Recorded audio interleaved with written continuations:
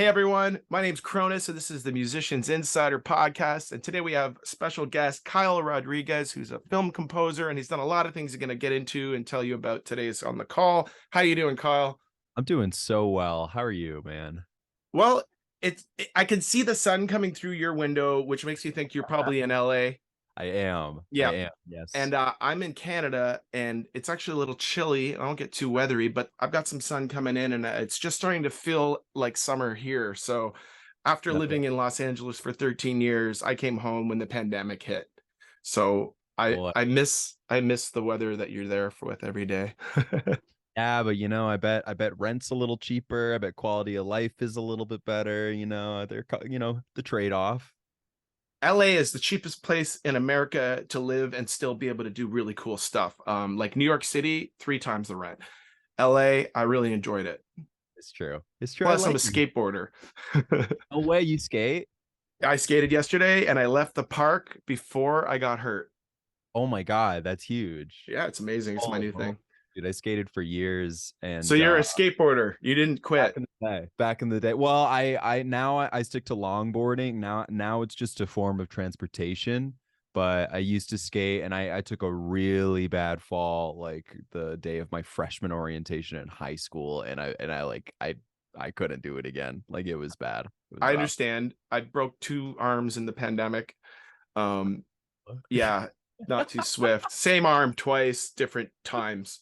No, It's dude, you had to go to the hospital. Damn. second time was snowboarding first run. I just put First my hand down and it broke. I was trying to butter. So I watched the trailers for some of the stuff you've been working on, and it's great. It's great. I think, describing you as a Latinx composer, no, you're a mainstream person.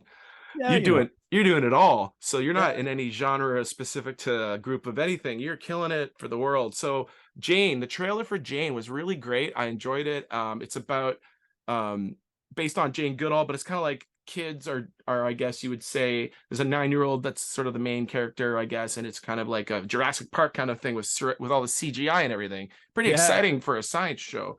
Tell me a little bit about that, maybe. Oh, man, it's great. It's been pretty amazing to see all the like the other day I was on FaceTime with my sister and my brother just had a baby. And Congratulations. yeah, thank you very much. The first baby in the family. All the kids are so old. Like, the Rodriguez name is going downhill. But we got one. We got one we're gonna give all our money to when we What's the got name? his name is Lorenzo. Little Lorenzo. He's a cutie pie. It's crazy. And my sister sent me a screenshot of a FaceTime with my brother, and he was watching Jane, and I was just like, oh my God. It kind of hit me. I was like, wow, these next kids. And then listen, he's 1.5. He doesn't know what's going on. But I think it's a show that takes itself pretty seriously in terms of its message. And I think a lot of the time it's it's hard to break down the kind of everyday things that people, not just kids, can do that I think generally positively contribute to making this planet still livable and in building a habitat for animals that were here before we had buildings. And yeah, I think it's just a pretty spectacular and ambitious show. Like truly, like the animals alone it's spectacular. Like truly, they really went all out to make these animals like photo realistic. Yeah, this is a really high budget show. Like to me, this is like the golden grail for someone like you to get. I think I would say you're Yeah, pretty happy. So my so show, the Musicians Insider, when I can say it, it's about advice for musicians. And I actually have a few friends who are composers, and I've always kind of like I'm a musician myself. I just released 2 albums in November, but I'm not congratulations. writing stuff for shows. I'm Yeah, trying yeah, to get my songs placed, so I have to talk to music supervisors and all that stuff. And yeah. I got into the wrong sort of vibe one time where I kind of signed up with a company where like they're telling me to change the song for a pitch, and I'm like, no, this song Yeah. is done. I'm not going back and making it sound wimpy for your pitch. Like, Uh, I don't want that song to be that way. Like, sure, I'll sell it to you, but I'm not. So I would love to hear your advice to people who are like, I'm a musician. Like, maybe for me, I get it. get to the music composers and sorry, the music supervisors and send stuff to them. But for people who want to do what you're doing, composition and stuff, what are some tips you might have or some advice for people who trying to maybe get in the foot in the door on this stuff or just where to begin, really? Oh man. I think I mean there are a couple things. I think it's a really really tiny industry. Like you wouldn't think so, and it's getting bigger now. I think with in the past few years it's exploded. I think the amount of I think there are a lot of I don't know, cynical musicians out there who think things are going downhill. And, I mean, sure, there's, the pie is cut in a million pieces instead of 10 pieces. So it's a little bit harder to make a living off of royalties. I get that, and that's top of mind right now. But I think it's such an amazing time to be a musician, especially in the film industry. And I think but that being said, the world is pretty small. I think it's people know each other, like the I bet scene. we know some similar people. I'm sure we've got the mutuals, man. Absolutely. And I think it's just important that, especially when you're starting out, um you got to know people, man. Like I think it's such a cliche, but I think even more specific, I think especially like there are a couple routes. So there's the going as you're an artist and you've been doing it for 15 years, and you were in Nine Inch Nails, or you're like, you have a beautiful career in the record side and you want to try movies. um and then generally, like, that's its own path. I mean, like, people already like you, they know you. And then there's the indie circuit. There's people like Nick Bertel, who, I mean, he's incredible and has been doing it forever. But he, scores Moonlight, and suddenly, like, career explodes. And then there's kind of like the path that I took, which is kind of like a working your way up, working class thing, where I started. Well, I'm back in the day when I was producing records, and I still do, but that was back when it was the focus. I was interning in a recording studio, and What city were you in? I was in Oakland. I was in yeah, I was in the Bay. Loved it there. But I That's why was you interning. skate. That's how I skate, brother. When I was at Skyline Studios in Oakland, and I was scrubbing toilets, and just learning the very basics as far as recording and things like that. And I think for a lot of junior composers, not junior, but people who are interested in it, there's How to so do much. this the right Ooh, way? funny story. I was like 4 years in. I was, 3 years into being an assistant. And for listeners, if there are listeners and not watchers, he coiled a cable, right? And I was an intern at this recording studio, and I picked up a cable, and I like thought, and he taught me how to do it. And I was like, great. And then I went 3 years later. I was in a big scoring session for some big movie that I was assisting on. And one of the Universal engineers was like, all right, like, you know how to do this? He was kind of being funny. And I was like, yeah, ha, ha, ha. And I started doing it. And he was like, you're doing it wrong. It was like, you would be fired. It's like, I was so cocky. I was like, yeah, of course I know how to do this. And I like tied it around my head. Um, no, but I just think there's so much emphasis on, like, you have to be a good writer, you have to know how to write music. I think that's as far as a composer, like becoming a composer, learn how to write, yeah. But honestly, in terms of a career, you got to be a human being. Like, you really got to know how to have a conversation with people that's not about plugins, or string gauges, or pizzicatos and articulations. Like, you got to have like a little bit of life in you. If you're I likable, you have a 10 times better chance of getting hired just because they don't want to deal with some jackass in the studio. which isn't fair, like, which isn't like fair advice to be like, yeah, you should change your personality to be likable, because I ours is way think worse. sorry to interrupt. I think the best advice I've heard in the music industry is be nice to everyone. Nice. It's so easy to be nice, man. Oh my God. It's crazy. It's crazy. I remember being an assistant, and even an intern. And I remember like people, like, you would have all sorts of characters come in, and I worked at, like, I was an assistant to a composer, and he had a big scoring stage.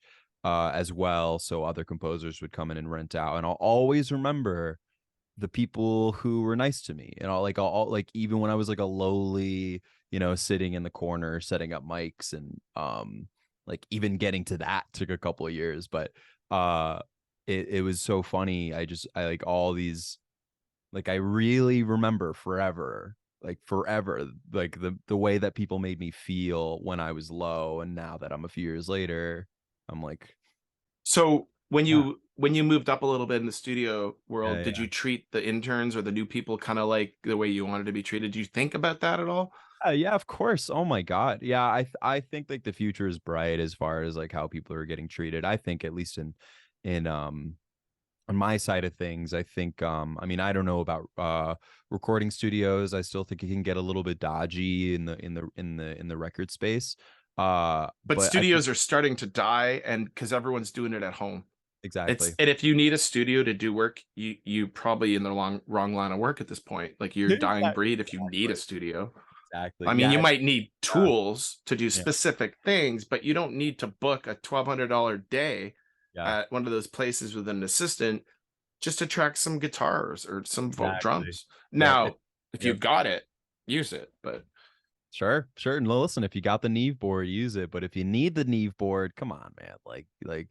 I mean, invest in your tools. Have like the first couple things get to like here, well, get to the minimum. But I beyond always felt like coming from a band standpoint, that, I'm a solo artist. I play alone. I played the yeah, Horseshoe in Toronto by myself with Ableton on playing yeah, guitar and singing. But I was trying to get my drummer. He couldn't make it. But I was gonna say the biggest problem I feel is with the studio. Like the reason you even need it is just the drums. So yeah, if you have someone like Matt Starr, who's my drummer when I yeah, can, like I hire him if I can, get someone like him to just do your tracks at his studio and just send them to you, or Chris Moore, like he did for me too.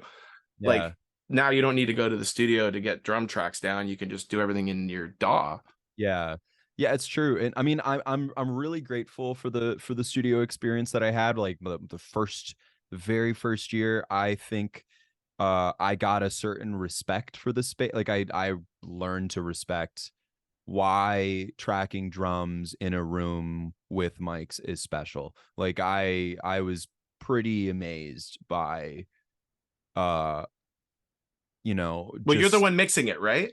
exactly. Okay, Yeah, yeah, so if you're the one mixing it, you can tell if you got what you needed because you know when you get it when you record it, yeah, right?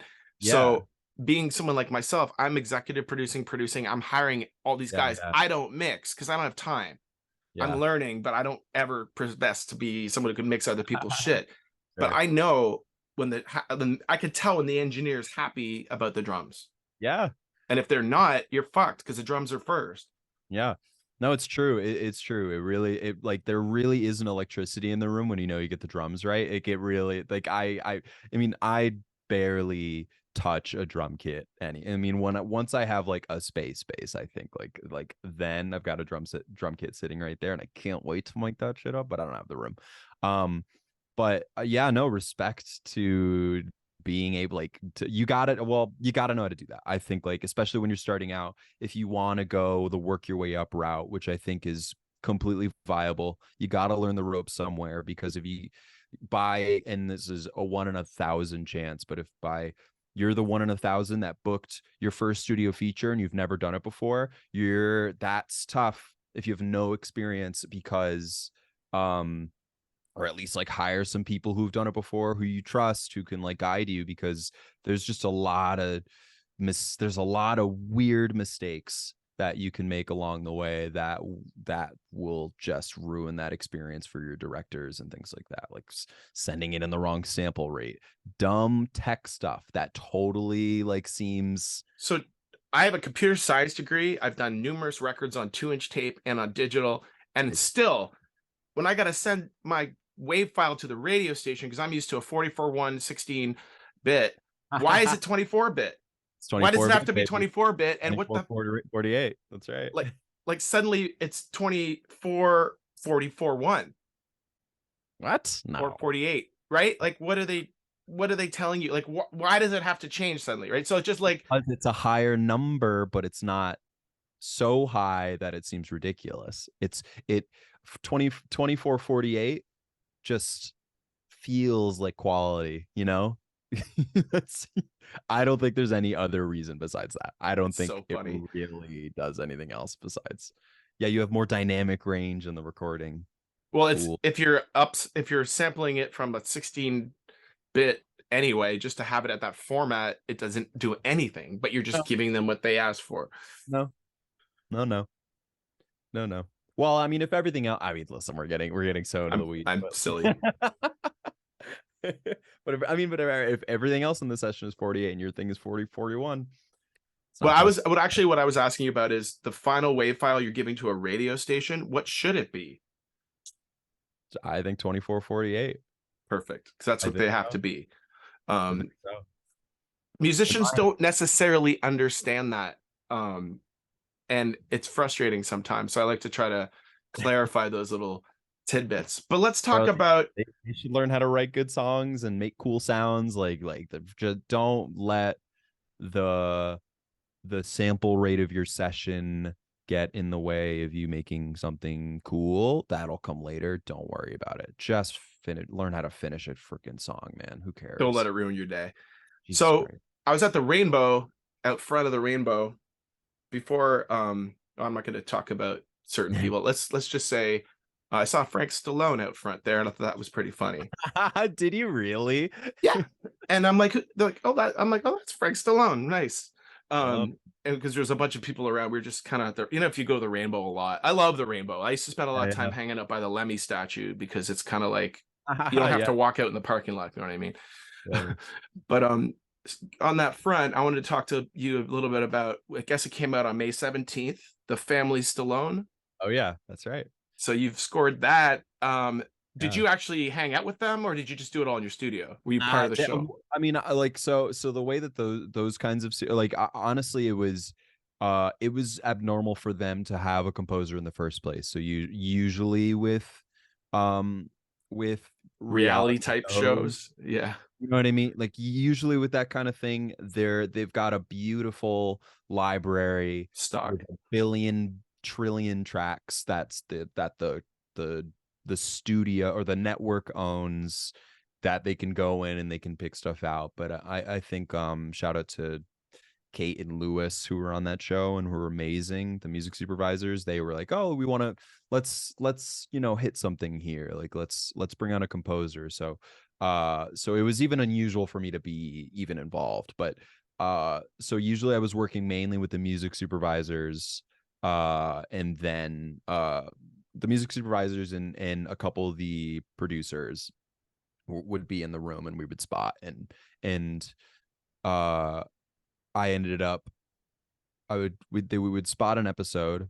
Well, so Um, let's back up for a yeah, yeah, second. yeah. Go ahead, go ahead, go ahead. They brought you in as someone who's going to compose and score the whole thing, and Yeah, normally they use stock footage. So in this case, what was your role called? yeah. I was the composer. Yeah. I The mean, maestro. if you will. I mean, it was really like part. I mean, one rule that we set at the very beginning was that we didn't want strings. It was going to be too. I think you think a lot about those shows, and it's a lot of like, dun dun dun dun dun dun dun. You So know what your I goal mean? here was not to sound like every other reality show. Yeah, exactly, exactly. So I think we were trying to do something a little bit different, and we had some time to do it. So That's cool. it was a lot of producing too. Honestly, it was mostly uh producing versus, like, I think we would hit the show really changed over the course of the full year that I was working on this thing. Like, it So had you're so many. adapting. Oh yeah, oh yeah, a ton, This a is ton. this is gold. This is interesting. Like you don't get to hear this type of stuff too often. So what kind of stuff ended up happening, or what were you doing? Yeah. Well, I think I at the start it was uh it was I'm trying to figure out how much I'm allowed to say. I think, at the start of the process, it was just uh Spill it all. the show was more I think emotional at first. I think we had a lot more uh You mean like it the was script slower. was written It around was feelings?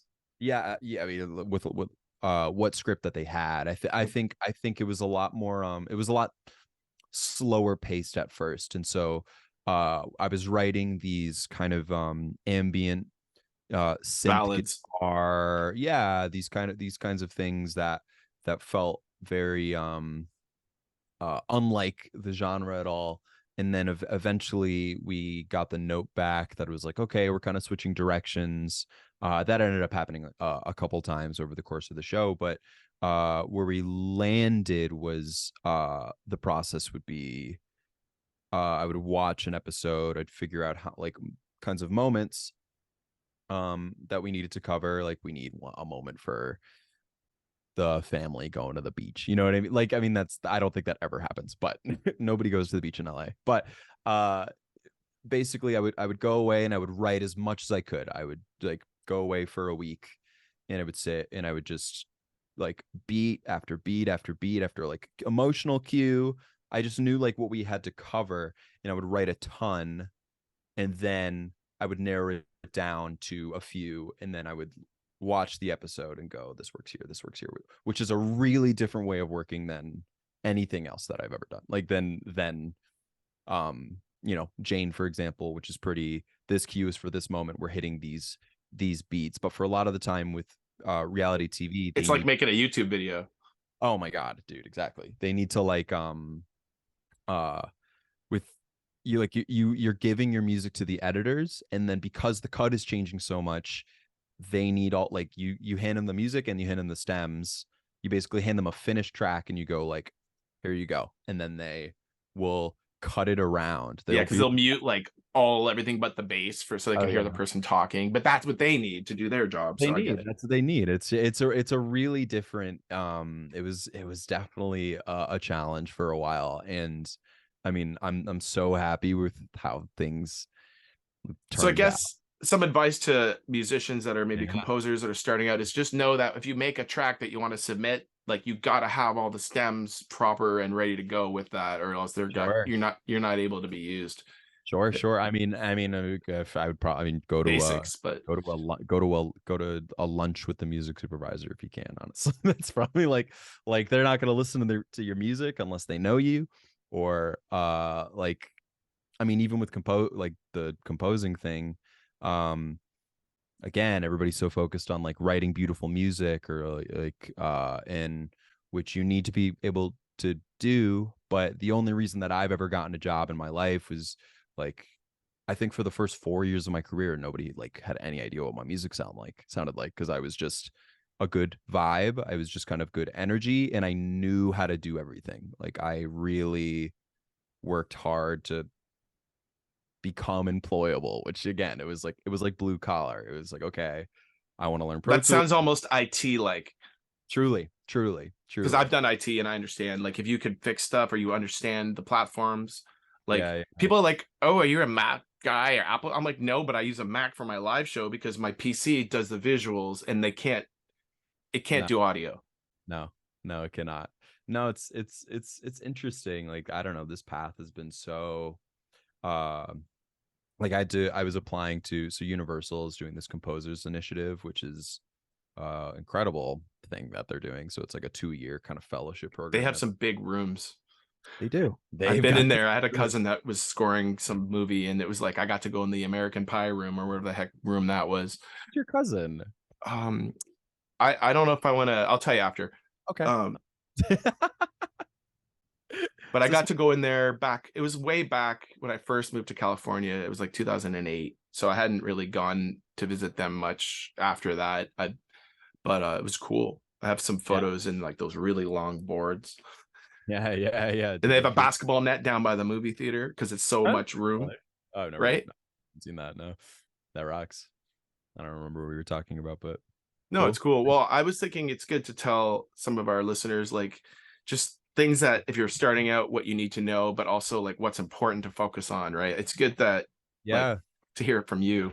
yeah. I mean, it really depends what you want to do. It really, um, like if you want to do my thing,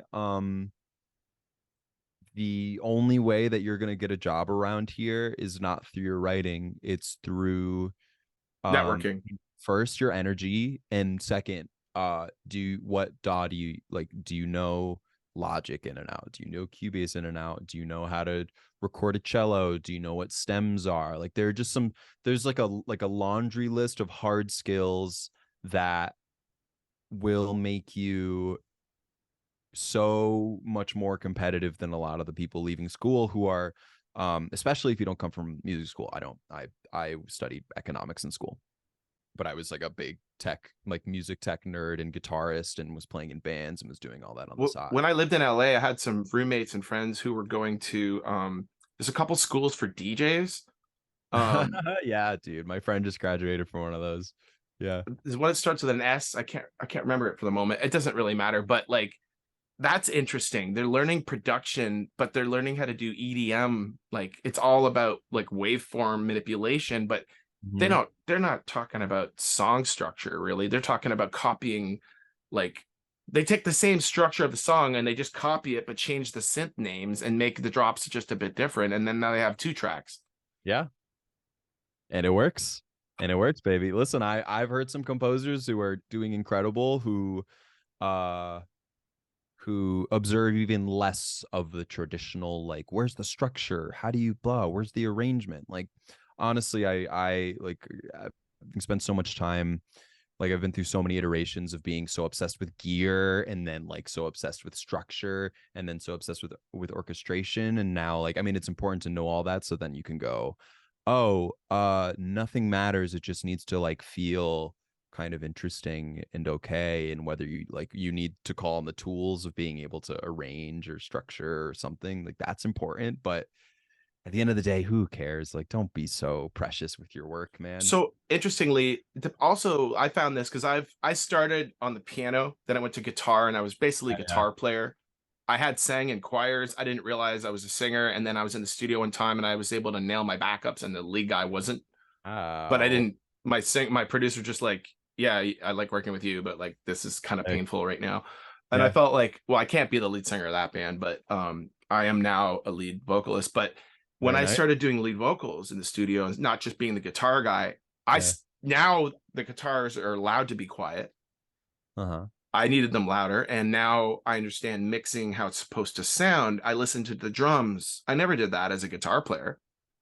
No. Once you become the vocalist, though, it all changes. Like when you're the solo artist, now you're like, oh my God, I'm not just listening to guitar. So I thought that was really interesting. So I wanted to ask you, what was Mhm. your instrument of choice, and what do you normally like when you write, or how does that work, or what did you start with, or what do you generally use now? Yeah, so I started on drums. It was a I played drums in like school. Like I was in the jazz band, but then I was like the worst drummer in the jazz band. Like I got I think I was like always the guy on the bongos, you know what I mean? Like wearing the stupid Here, you vests. can do percussion.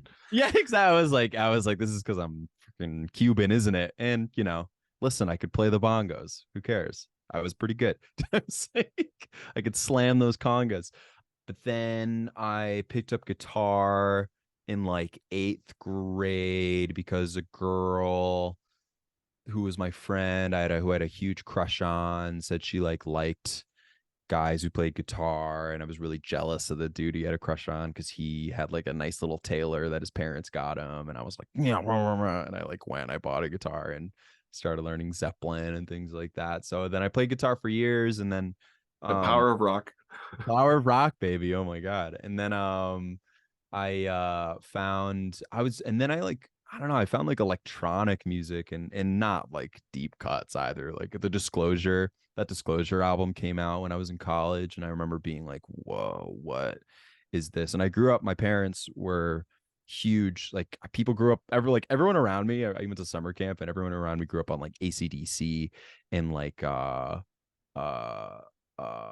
Zeppelin and Classic Aerosmith, rock. Bob Dylan and Beatles, and like, like the classics, Do you like the and Beatles? I love the Beatles. I Good. love the Yeah, Beatles. no, we had a discussion about this. Anyone who doesn't appreciate the Beatles probably isn't a true music fan. Yeah. No, I love the Beatles, and I like you like have to. It's like you can't deny what there is to learn there. It's like you gotta learn those songs, man. It's important. But I'm a anyway, huge Beatles fan. I was talking to all like these other kids and talking about music, and they were all so and I was like, oh yeah, my parents used to go to New York in the 90s and like would drop all the kids off at home, and they would like go to the clubs, and so we grew up on DJ mixes and like RuPaul and whatever that song, Lady Hear Me Tonight, like I just remember that's like it was Careful, you all might get content on. matched here. And Okay, I'll be more careful. And and so I don't know, I found this album, this Disclosure album in college, and suddenly I was like, oh, synths. I was like, keyboards, synths, tech. How do you make this stuff? Because I was always just playing in bands, but I was never like, I didn't know the first thing about making a thing. So I got like Ableton and like a cracked copy Ableton, and excuse me, and a and like a little Scarlett, which I still use in the other room. And yeah, I was and little red I Scarlet. yeah, exactly. Yeah, the little red Scarlet. And I got really into electronic music, and then ambient stuff, and then really deep into synths, and then And that's what the while that scoring. was happening, were you dealing with inputting your guitar into the computer all the time, or did the guitar stay with amps? I was for a while I was like, I kept going back and forth. I kept going like, I need an amp. I don't need an amp. I need an amp. I don't need an amp. And I like, and now I do not have an amp. Axe bro, Effects. bro, Kemper baby. Oh, Kemper. I did my record with a Kemper, Bro, fucking but I Kemper. don't have a Kemper, and I bought an Axe Effects for live. Those things are freaking crazy. They're It's fantastic. you don't need a. I don't have any amps in my room. I have in-ears from No, 64 Audio. Thank you, 64 Audio. And nice. yeah, they're really great. I love those guys. Yeah, Oh, I dude, so appreciate. You go to those, Nam? nah, never been. You haven't been to Nah, Nam? It's fun. It's also like going to a guitar store, and you don't really need to go. that's what I've you know But what? for Respect, networking, like respect for the Nam, but what I liked about Nam was I went to go to uh DNA Guitars, who make this bullhead stand, and yeah, yeah. they also make this really cool guitar stand that folds up, Sick. and it actually fits in a guitar case, Oh, cool. Oh, right? wow. Yeah, so that's I love these guys. I met them at Nam. I said I love your stuff. Can I do it? And I'm one of their artists. I don't really do a lot with them yet, but as they develop products, it's cool. I'm with Yeah. Ernie Ball. Whoa, that's That's sick. my It rocks. that's my JP6. I just like to show stuff. Here, check it out. This is my Majesty. Let me see. Badass. It's a Petrucci Majesty. Are you a shredder? I would say I don't know. You have to listen to my stuff and tell me what you think. I would say sure, but I have songs like they played me on K Rock once, like for a week when I got to do a show at the Viper Room for them. But that album came out in November. I played there like 3-4 years ago for that, and the pandemic kind of screwed my whole life up. I'm back in Canada now, and I'm trying to figure out what to do. So I got a podcast going. Hell yeah, brother. So one thing about music supervisors, I was actually at another thing called Indie Week, which we have here in Canada, Indie 101 conference that's out of Toronto, and every Tuesday they do like a little thing, and I missed it yesterday, but previous week was pretty interesting. They were talking about music supervisors, and one of the things that I'm going to do now is on my website, I'm going to make a link that just at the top where it says, whatever, this, that music supervisors, and then when they click on it, here's MP3s of all my songs, Mr. Music Supervisor. Yeah. Because people are asking for like a set, like in Canada, there's a consortium of music supervisors. There's a website that I'll post it here. And what they said to do is just like one of the guys who's even on our call was like, hey, email me what you got going on. There's about 25 supervisors in Canada. Give us a list of all your MP3s and make it really easy to download them. And we'll go through them because we need to listen to shit and find that stuff that works. If you just if you're sending single emails to them all the time about one song, it's kind of easier just to have it all in one place. So I think that's if you're trying to get licensed, have a page for music supervisors with all your things in MP3, not WAV file format, because they want small disk space. Yeah, they don't want to watch something download for 3 minutes. Yeah, I think there's really something to be said for making everyone else's life around you easier than yours is, because you just go, okay, well, let me convert this. Let me buy the domain so I can have the website. Let me set up the disco and pay 20 bucks a month so that I can host things online so that it looks beautiful and it's easy to click through and you can see the waveform. It's just, I mean, it's like little things like that like that's like it's like the quality of life of working with you, you know what I mean? I think like it's if you keep that high and like nice, and I mean you can get to a level where like, oh, you have a cool studio and you can offer people, you know, expensive vitamin water and like and like little things like that. But you know, I just send nice emails and I think I'm pleasant.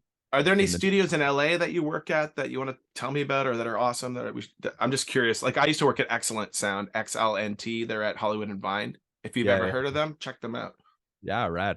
No, not really. I kind of like, I've got a pretty robust, like, I mean, I was a producer first, and then I was an engineer first, and then I was a composer's assistant. So like the last thing I learned how to do was write, you know what I mean? So I got a pretty robust setup here. I got all the mics, I got all the thing. Like I do, whenever I'm recording, I record people here, and I think it's more comfortable that way. I mean maybe this is one of the reasons why studios are having trouble, but there's just when you go into a studio and you're not in control of when things come out, you know what I mean? You're not in control of like what kind of day you're gonna have. I mean, you can try to be like, the trick is to sit down every day, but most of the time uh when you're writing, it either comes out or doesn't. It either, you know, flows through you, the muse appears, or it doesn't.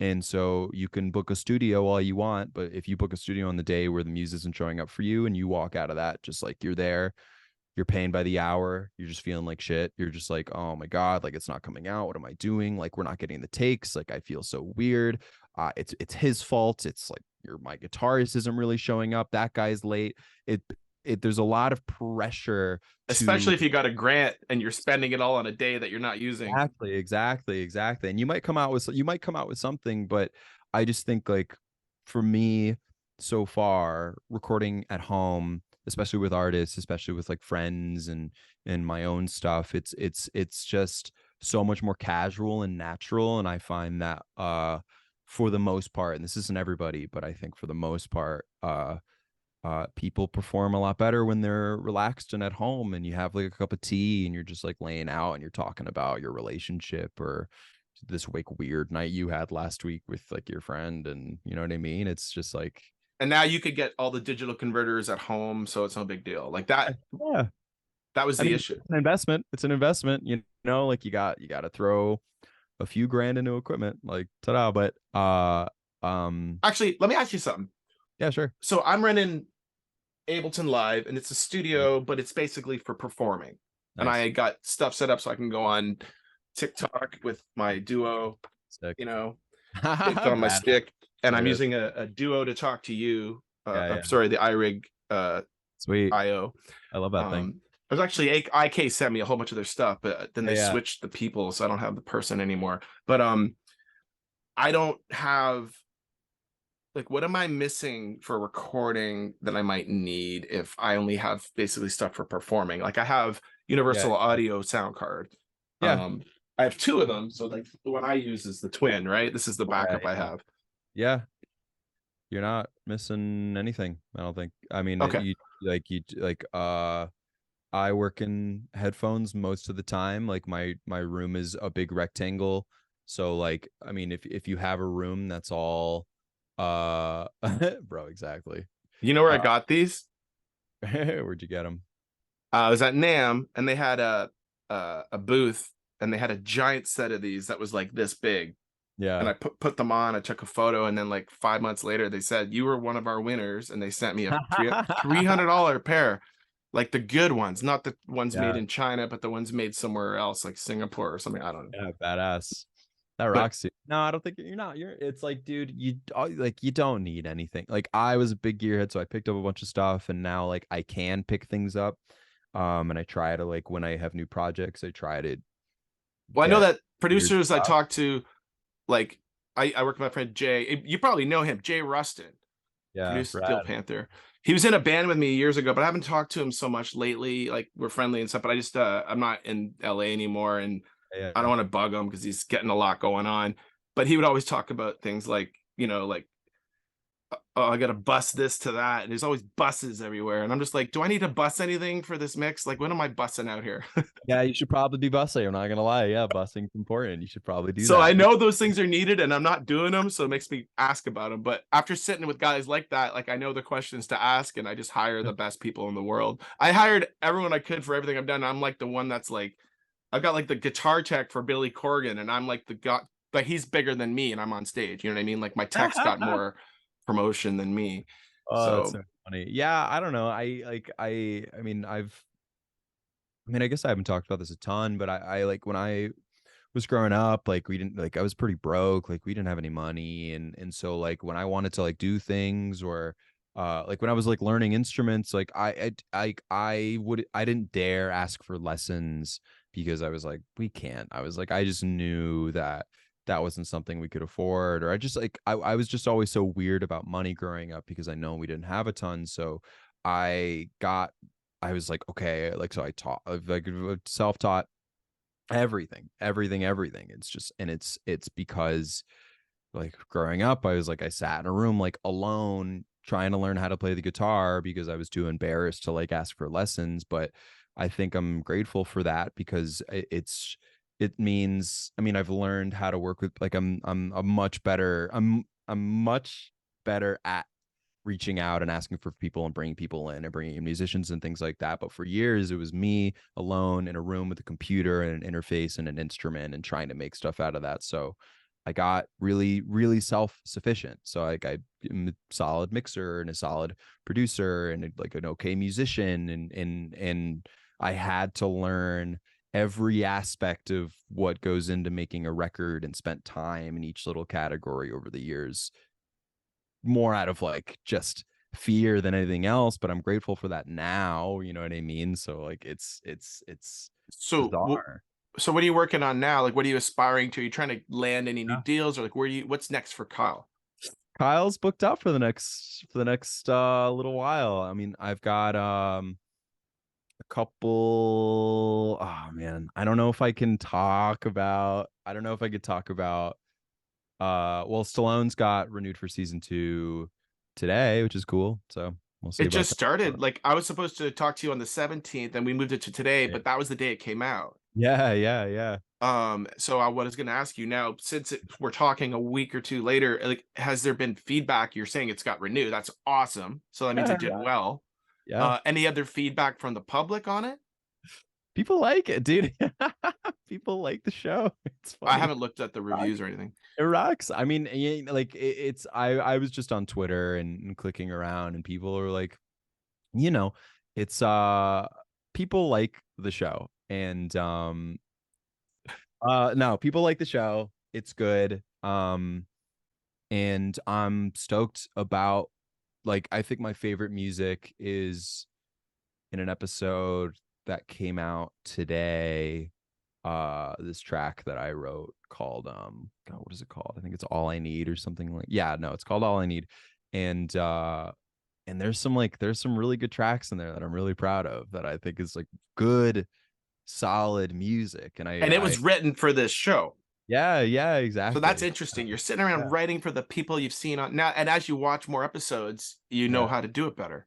Yeah, exactly. I mean, I think it just took a while to figure out because this isn't the kind of show that usually has a composer.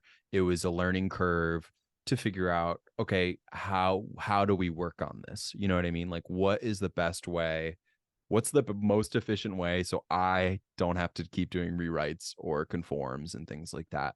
Like what is the best way that I can write efficiently so that it goes and we don't have to keep going back and revisiting episodes. And that ended up being the process that we landed on, which is just writing a lot, giving it to them with vague guides going like this track is for this moment, this track is for this moment, And this let track them fuck with it, and then comes let them back to do you. whatever they want and then watch it when it comes out. So do you watch the premieres when they come on? Yeah, I I watched would. I mean, all why of that. not, right? It's fun. Get the It's just family like together.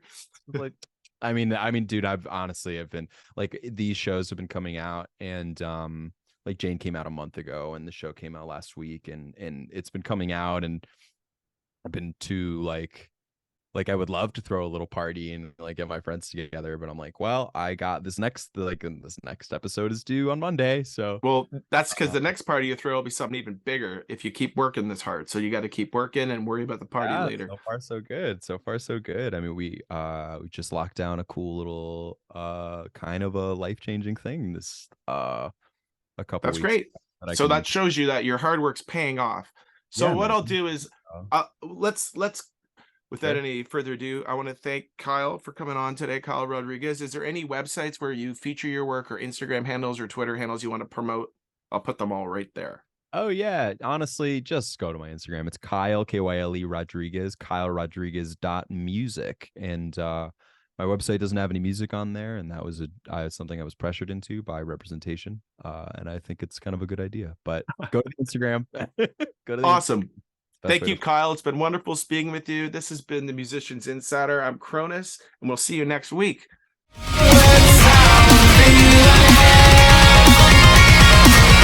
will I be